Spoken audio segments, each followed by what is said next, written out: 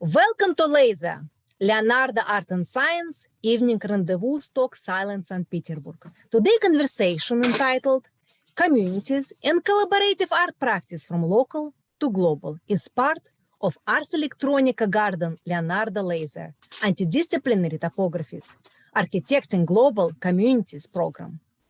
Katherine Liberovskaya, David Weinstein, Carol Parkinson and Sergey Teterin will share their stories and thoughts on interdisciplinary collaboration, community building, and cross-cultural communication. First, let's hear from Katherine Liberovskaya and David Weinstein on their artistic journey, stories about music communities, creation of Experimental Intermedia Foundation, and Roulette Intermedium in New York City. Since we were asked to talk about communities and collaborative art practices from local to global, myself, who's here in the name of Experimental Intermedia New York, and David Weinstein, who's here in the name of Roulette New York, have decided to start with focusing on the development of the experimental music scene in New York City since around the 70s, because Experimental Intermedia and Roulette are especially known for experimental music, though both are absolutely Experimental Intermedia, as the name will have it, and Roulette Intermedium, as its name will have it, are absolutely intermedia organizations, but both of them started with music. People associated with Phil Niblock, who has been running it for a long time, but it was actually started by choreographer and dancer Elaine Summers.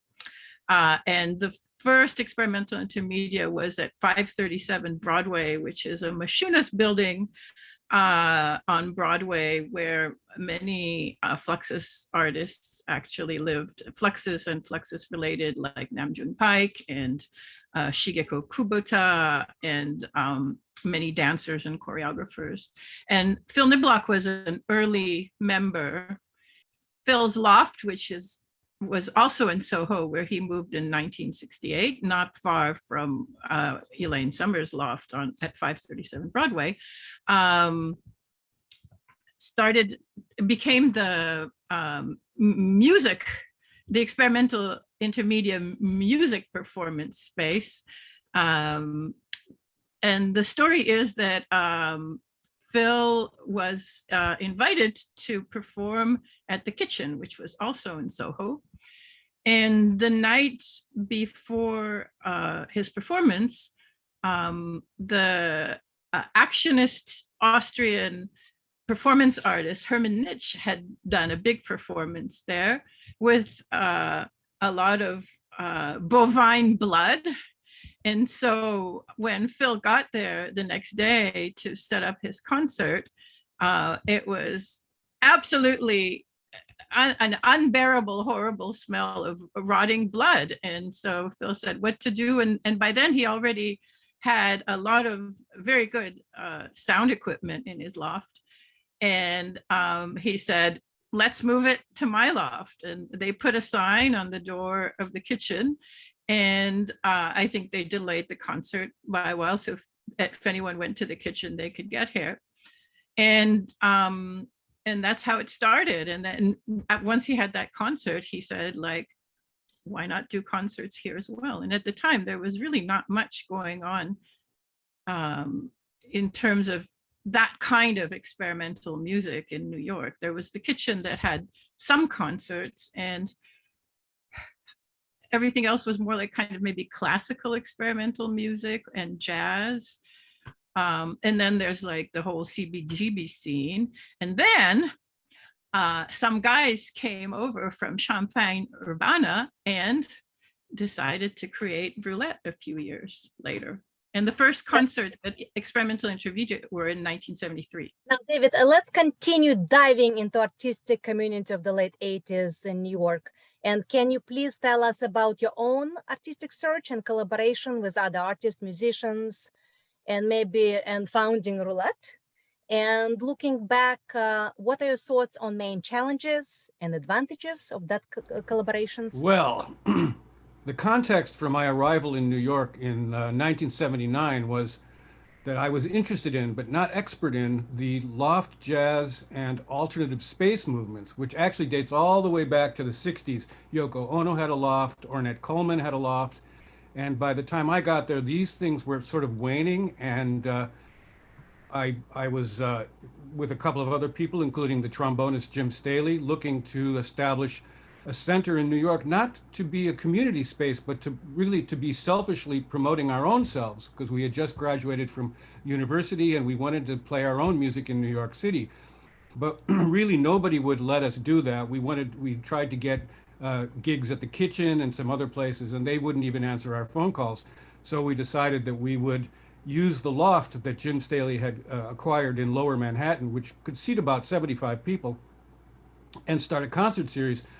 So we went over to Phil Niblock, it was recommended to us by our teacher, Ben Johnston, the composer, not to go to Lincoln Center or to Juilliard or to the Brooklyn Academy of Music or any of these other places. He said, if you want to get a friend in music in New York, go to Phil Niblock. And Phil Niblock told us, don't do it. It's a bad idea. But we did. We started the concert series, and it coincided with a very interesting change in the musical culture downtown, which was Phil was supporting minimalist music and multimedia music and musicians from around the world that he had met because he was older than us and he'd already traveled the world, we had not. And what we discovered was there was a need for a home for this free jazz community and also this emerging free improv scene and noise music, which Phil really did not want to, he wasn't interested in it. There was plenty for him to do with composers that were in his sphere. So we started to support that community, and that immediately exploded into doing 50 or 60 or 80 concerts a year, starting in around 1981. And that was, giving a home to places that had suffered. Like there was a place called Studio Henry, and a couple of other little, these alternative spaces, because not just visual artists, but musicians were looking to find venues that were not plush seat, white wall, clean. They were looking to do not dirty spaces, but, living, warm, human spaces to do the performances in. And so Phil's place was, of course, a center for that kind of informal, beautiful, informal, delicious presentation. And we tried to mimic him. Although it is true that while Phil's place had mismatched chairs and cheap wine and everybody was scrambled around the room like you could sit wherever you want, at Roulette, we bought a nice white velvet curtain to hang in the back, and all the chairs were lined up in neat rows. And Phil came over and saw that and he said, "Ugh, you kids." And that was the beginning. And Phil would, once you started, Phil would send you all of the performers he wasn't interested in presenting at Experimental Intermedia. And Jim Staley told me that was great for you. Yeah, we needed to build a community of our own. I mean, we had our own little circle of composers. And then as we expanded the programming and, one person led to another. And another thing that happened was Jim Staley acquired a piano. And Phil has never had a piano at Experimental Intermedia Foundation. So all the pianists came to Roulette, and that included, jazz trios and contemporary classical music and composers that wanted to write for the keyboard. So we got that community to join us, and it just turned into one thing after another. And yeah, we would share programming back and forth between Phil and Experimental Intermedia and Roulette. But nobody could ever play at one of those venues 2 years in a row. So if you played at Phil's last year, you'd play at Roulette this year, and then you'd go back to Phil, and those were pretty much the only gigs. I mean, the U.S. is not super supportive of its experimental artists, I'm sorry to say. David mentioned travel the world. Catherine, in 2001, you have traveled to Russia and got acquainted with some of the artistic communities there. and how artistic interactions were different or similar? What brought you to New York, and what are your early experiences? Well, actually, I first went to Russia in 1993, I think. My first trip at that year, I was working with an experimental video festival, and I went for a month, and I did know an artist who had immigrated to Canada. I was living in Montreal, Canada at the time, and so I asked her about people she knew, and so that trip was a search for experimental video in Russia. And of course, what I found was that unlike North America, that especially there was like a very big lack of any access to equipment, and so for example, in the St. Petersburg scene where I met Yuri Selesnik and Timur Novikov and everything, I think they had like one Video 8 camera that everybody used, you know, whereas in Canada or in New York, there were video co-ops with really pretty beautiful equipment, and where you could do a whole other sort of work. So it was a different work. It was more rough and more grimy. And at the time, I think people were trying to do polished work. And later, when video kind of became more widespread, there were already movements of grungy video, but at the time not, but the Russian video was grungy. And actually indirectly through Russia, I ended up in New York, because that's also a funny story. Woody Vazulka in Montreal, because he was coming often to Montreal because the Langlois Foundation had acquired the Vazulka archive. And a friend of mine who was an art historian was friends with Woody, and she would always invite me to dinners when he came, because I was the only video artist she knew. And soon after, in 2001, I was invited to MediaArtLab in Russia. And Woody was there, and he was there with Stana, so I became friends with them. And when they found out I could speak Russian, they always wanted me to go with them and to help them go to a restaurant or to a shop, to take a taxi. So we became friends. And at the time in Montreal, I was working for an organization of women's media art. I found out from Woody and Steiner that they were coming to this festival of new media and cinema in the fall in Montreal.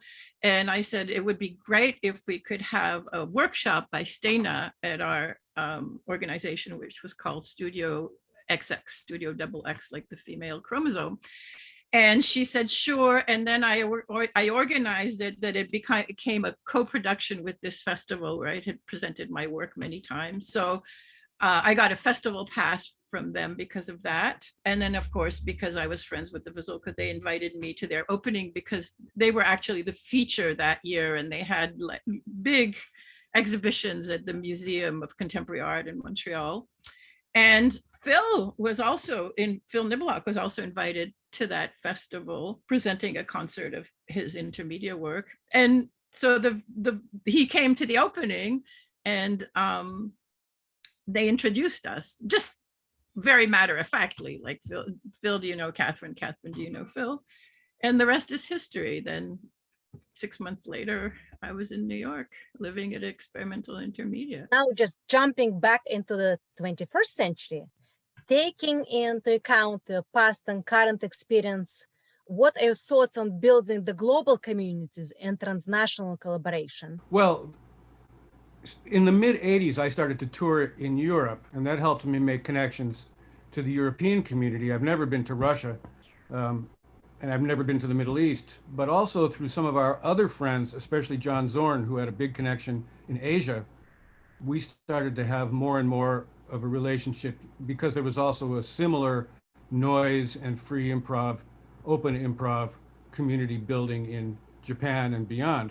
So we started to have a lot of Asian composers and performers coming into New York to perform at Roulette. And then more and more, just like Phil sort of always set the model for how to make connections with people. You would go do a gig at somebody's place, in Cologne, and then you'd say, well, if you ever come to New York, you can play at our place. And then we would do exchanges. So exchanges were huge and important. The roulette scene really always sort of centered around the New York community as its primary fuel, and also U.S. artists. But there are also lots of people that came to the U.S. from other parts of the world who then became part of the New York community of artists, even though they were not.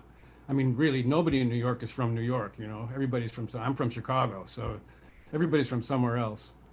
That interspecies collaboration between countries and people was really, I mean, that led to, koto players playing with synthesizer players and tabla players playing with trombone players, and all these things, that this intermingling of cultures just like really became extremely interesting, and one of the main things that roulette became known for.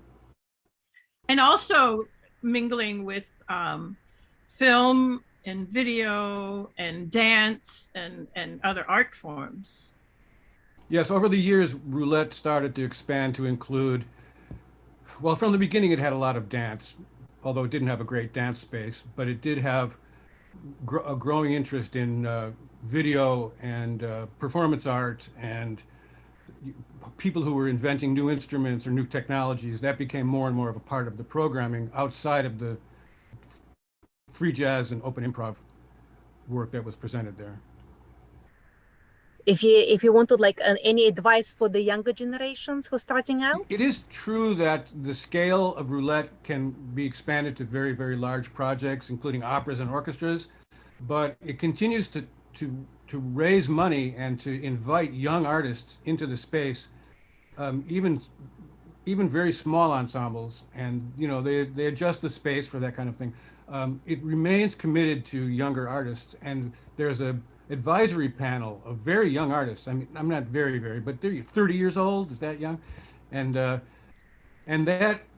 you use those younger artists to explore the communities that we older artists aren't going to. So because there is so much activity outside of Manhattan now, or at least outside of the old neighborhoods where Phil and roulette started, so people are working in the Bronx and in Brooklyn and in New Jersey, and you need people to go out to those neighborhoods and to see the work, and then to come back and say, I saw something really great in Queens, and you should. So we continue to try to network by using advisors who are much younger than us. Thank you, Katherine Liberovskaya and David Weinstein. Now, from New York City, let's move to Russia, to the city of Perm, in Ural Mountains, where our next participant, Sergey Teterin, was born. Sergey, can you please tell us about your own journey into the field and early interaction with artists? I believe that I was really fortunate to witness during my youth those extraordinary changes that new technologies, especially the internet, brought into the relationship between local and global. I was born and bred in the big Ural city of Perm that up until the late 80s was considered to be closer to foreigners due to the large quantity of military plants that were there and still are. It was always hard to get out of my city, and there were not many people who came there from the outside global world. And if one wanted to send a postcard or letter to Paris or New York, it was considered to be a norm if it reached the addressee 2 or 3 months later.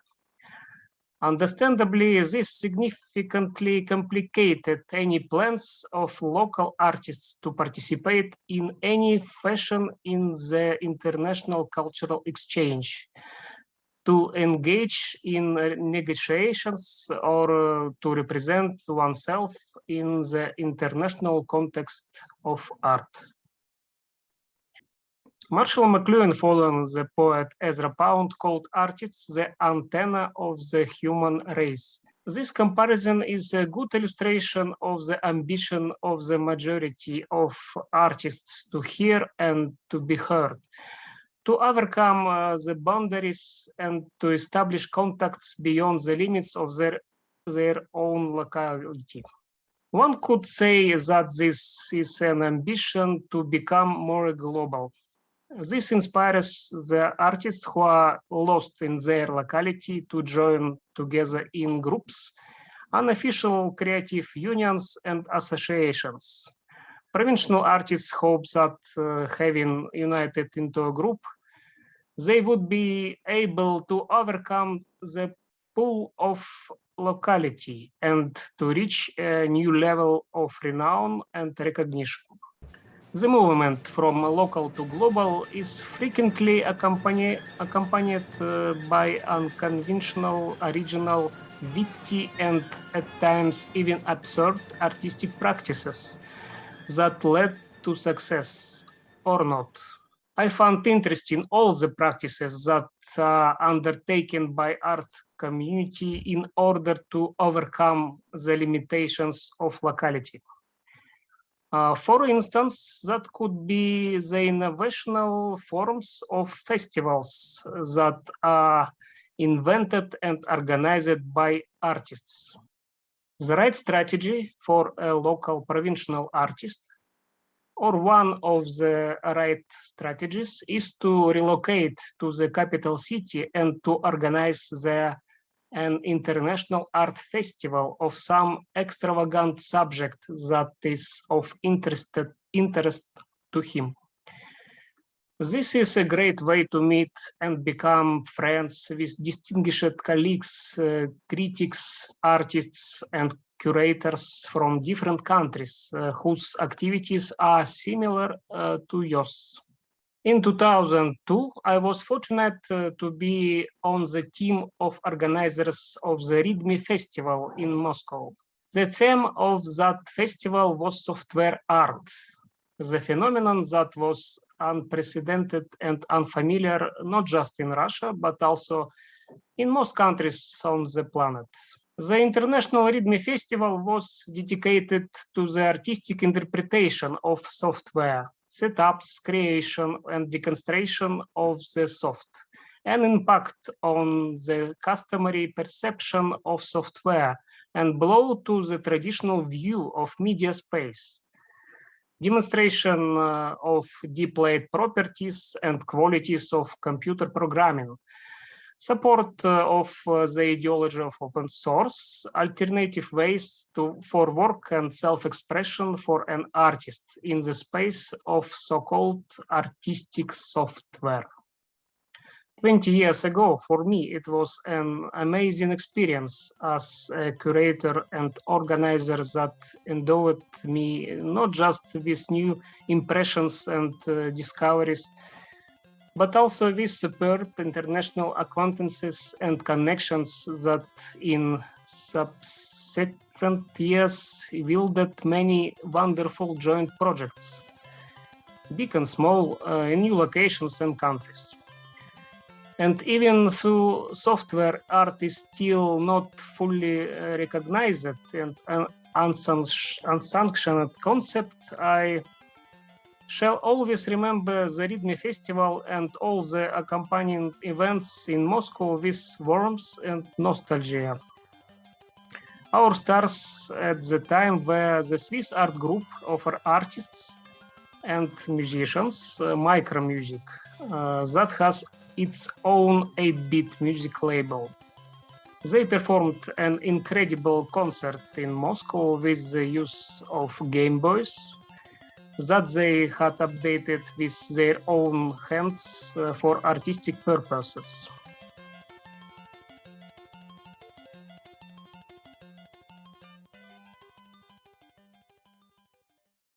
All that became for me a wonderful experience in overcoming my personal locality in favor of greater globality.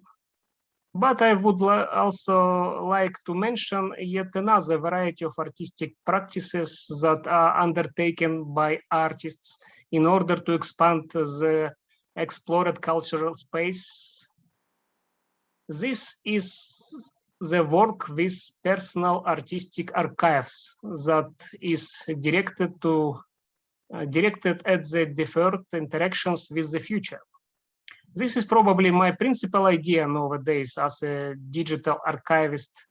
The idea that an artistic archive needs to be distinctly oriented to the performance capability in dozens of years ahead in order to spark interest in the future generations of artists and organizers, as well as an understanding that the contemporary archive is not a locked room where one carefully stores some kind of values. The archive of an artist has to be an open catalyst of new artistic processes and events in the future, a cultural bomb of deferred connectivity in a way. In my opinion, a good art project could engage in the future of a series of homages, sequels, and variations that would be carried out by new artists in new cultural landscapes and public circumstances in their time. The ideal illustration of this thought is the international telecommunication project Local Report, in which I was fortunate to participate in 2012. Local Report is a series of artistic telecommunication media installations and performances initiated by the American artist Robert Whitman in 1972. For its very first incarnation, his project was localized within the city of New York. Then reporters throughout New York City made calls via payphone to describe their surroundings, and the resulting reports were broadcast on a local radio station. In subsequent years, this project was carried out several more times, having become international, and artists from different countries were invited to participate in it. The technological component of the project changed as well. Over the years, the performances moved from payphones to cell phones, to video cell phones coupled with the internet. In 2012, besides myself, 90 more artists from all over the world participated in the project Local Report. Through the speed of communication and travel, local has become global and global has become local, explained Whitman. Our collective video and sound installation, which consists of almost 200 video and audio reports, was in real time assembled in 1 hour long presentation at New York City's IBEAM Art Plus Technology Center. During the event, reporters made 2 calls to the performance area using a smartphone application specifically designed for the project. Myself, being in a faraway Ural city, was a bit unlucky because of the time difference. I had to submit my reports at 3 a.m. It was not that easy to find a subject for filming. The first call transmitted a 20-second video clip of the surroundings, while the second one relayed a brief verbal description of the environs. As soon as the reporters' videos were received, they were projected onto large screens stationed inside the IBEAM Center. Concurrently, Robert Whitman listened and then broadcasted the voice calls via loudspeakers. Local Reports, video and sound were simultaneously broadcast to 3 remote viewing sites, including Stanford Institute for Creativity and the Arts in California, the School of Art at George Mason University in Virginia, and Lee Consortium in Dijon in France.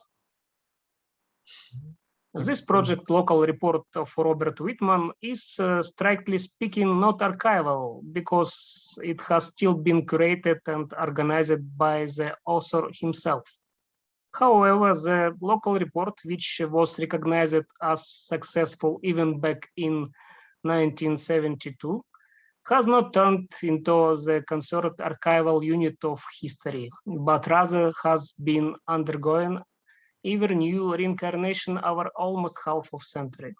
In the spring of this year, the project was carried out in the South Korea with the participation of Culture Hub. Culture Hub is a global art and technology community that came into being thanks to the support of the Seoul Institute of the Arts.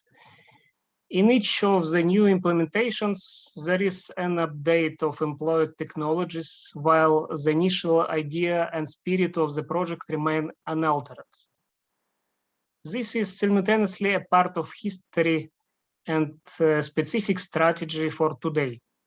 And I believe it to be a good idea if our art archives would also acquire as many of such projects and works as the local report of Robert Whitman as possible.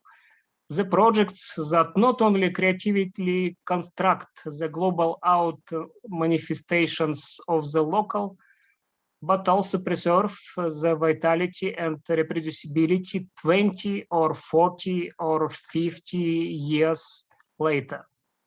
It is the idea on which we've been working at CYLAND MediaArtLab. Thank you.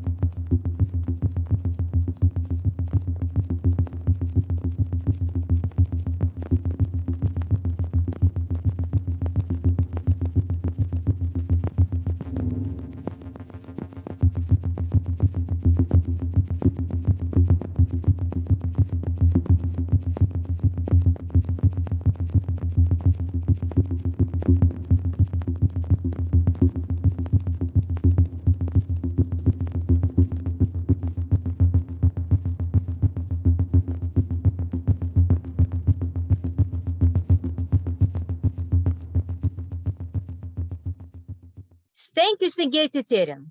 Our next participant is Carol Parkinson, the Executive Director of Harvestworks, a digital media art center located in New York City. Carol, can you please tell us about your own journey into the field and early interaction with artists and community building?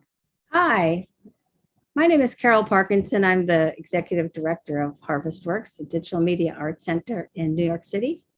I'd like to thank Natalia for this opportunity to introduce myself and talk about my early interactions with artists and the environment in the late 70s, early 80s that led me to this exciting community of Harvestworks.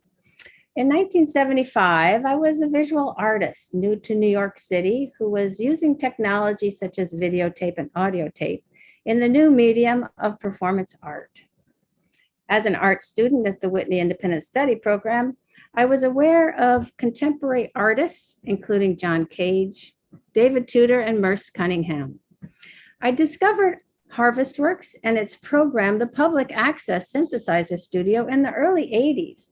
It was this discovery that introduced me to their community of the artist programmer.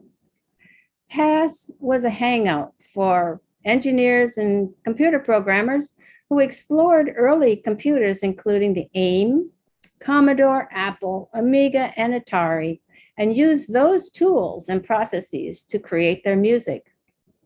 Some of these composer programmers were also employed by the game industry as programmers and developed performance aspects to game interactive interface devices such as the Nintendo Glove. I'm going to just show you a picture of our early studio in the 80s, which was the Public Access Synthesizer Studio. And you'll hear some sounds from the ARC 2600.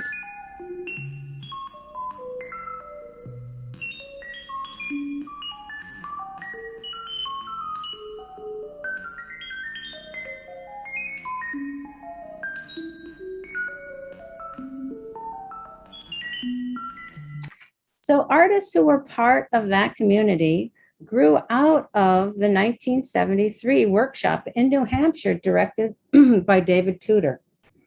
John Driscoll, Phil Edelstein, Linda Fisher, Ralph Jones, Martin Calv, David Tudor, and Bill Viola worked on the first rainforest that was a performed installation. Each participant constructed found object sculptures that became instrumental loudspeakers as sound activated the object's resonant characteristics. The composers inside electronics evolved out of that workshop, and that group is still active today. What else happened? What else was happening in the community at that time in Lower Manhattan in this early 80s? Billy Kluver and Robert Rauschenberg had organized experiments in art and technology earlier in 1966 to put artists in contact with engineers and scientists at Bell Labs and other institutions for collaborative artistic ventures. There was also a computer music program at Bell Labs run by Max Matthews and John Pierce. These programs gave contemporary visual and sound artists access to technology to explore the intersection between science, technology, and art. Laurie Spiegel and Robert Whitman were artists that participated in that program. I worked for some of these artists, such as Yvonne Rainer, Lamont Young, and Robert Whitman. I also worked at the Alternative Art Space 112 Workshop and was involved in their community. 112 Workshop was formed in the early 70s by sculptor Jeffrey Liu and Gordon Matta Clark. It encouraged interdisciplinary cross-pollination, effectively blurring the boundaries between the visual and performing arts. Choreographer Lucinda Childs and composers Philip Glass and John Gibson were part of their community. Early on in the 80s, I partnered with Joseph Nekvital, a visual artist, and Claudia Gould, a curator, to create Tell Us, the audio cassette magazine. The cassette underground was in full swing at that time, and Harvestworks Studio Pass allowed us to develop the idea of a magazine on cassette, which would feature interesting and challenging sound works. Harvestworks gave us the studio space and the technical engineers to produce the series, and we were able to tap into the cassette underground and expand our community there. We collected, produced, and documented our sound works from local, national, and international artists. We worked with contributing editors, experts in their field, who proposed themes and collected the best work of that genre. Unknown artists were teamed with well-known artists. Historical works were juxtaposed with contemporary and high art, with popular art, all in an effort to enhance the crossover communication between the different mediums of art, visual, music, performance, and spoken word. Between 1983 and 1996, we published 27 issues, each 60 minutes long, featuring the works of 399 artists, almost 400.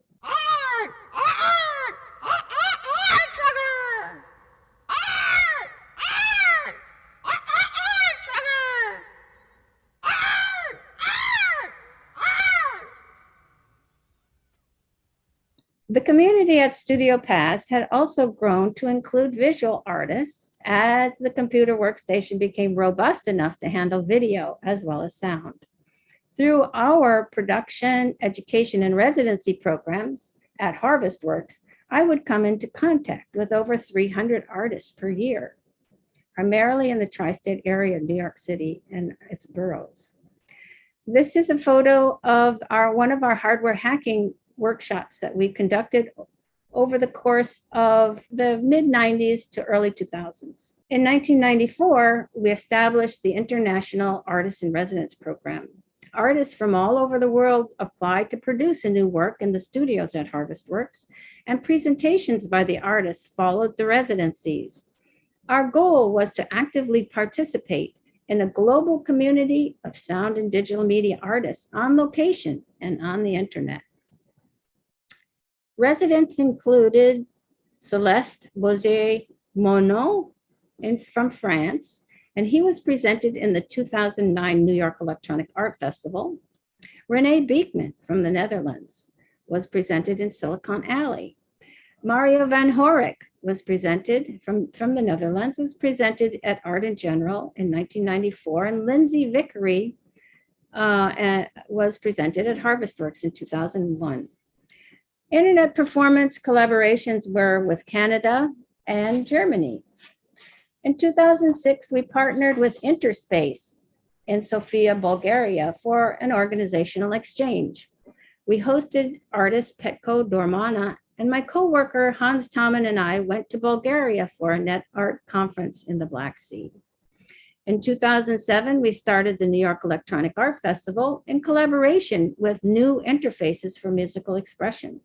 The festival has continued to attract an international audience every other year until COVID-19. In 2009, we partnered with the CYLAND Media Laboratory on a residency and performance project. This year, we're hosting George Moritas, a media artist from Greece. We will present an installation by him in our current exhibition called The Workings of Media, Art and Artist. That's taking place in our Art and Technology House on Governor's Island. Here's a short video that shows you the community, the local community that had attended our exhibition in the spring of 2020. Our recent transnational projects include Alien Stardust by Victoria Vesna, and in the next slide, you will see just a photo of Victoria, a presentation that Victoria did at the Integratron. And early January 2020, we partnered with Katherine Liberovskaya of Experimental Intermedia to present a series of forums called the Online Live Art Performance Forum. And that has been our most recent transnational collaboration. I think that's it. Thank you very much. Thank you, Ars Electronica and Leonardo Journal and Community for fostering and guiding dialogue on what technology means for our lives for over 40 years. Thank you, Katherine Liberovskaya, David Weinstein, Carol Parkinson, Sergey Teterin for sharing your passion, stories, thoughts, and perspectives on community building and cross-cultural communication. Thank you, CYLAND MediaArtLab, Ground Solyanka Gallery, and the Kolodzei Art Foundation teams, and our translator, Irina Barskova. Thank you, the audience. And let's continue the conversation. Follow later Leonardo Art and Science Evening Rendezvous, Talks St. Petersburg on social media.